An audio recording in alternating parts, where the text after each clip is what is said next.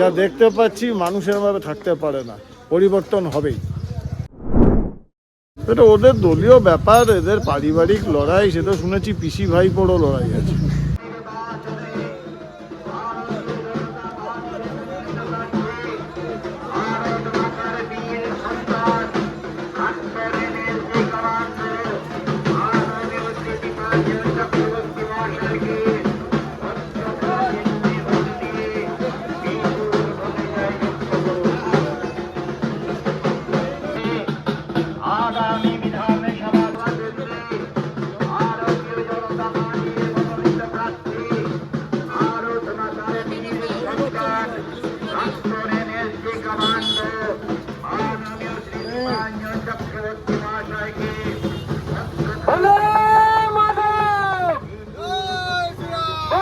Vice chairman হোক বা chairman হোক, আমি তো প্রতি কটা ওয়ার্ড ঘুরছি, ভয়াবহ অবস্থার মধ্যে রয়েছে।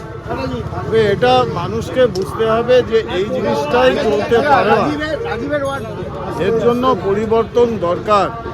29শে এপ্রিল আপনার মূল্যবান 2 সেকেন্ড, যে 2 সেকেন্ডে আপনি ইভিএমে বাটন দবাবেন, সেটা ঠিক করে দেবে আপনার ভবিষ্যৎ, আপনার জীবনযাত্রা। যা দেখতে পাচ্ছি মানুষের ভাবে থাকতে পারে না, পরিবর্তন হবেই।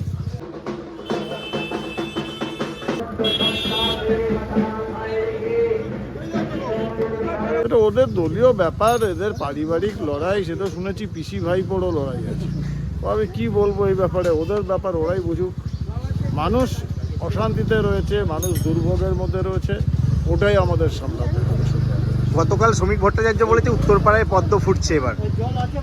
হ্যাঁ, পদ্ম ফুটে গেছে, পুরো প্রকাশ পাবে 4 তারিখ।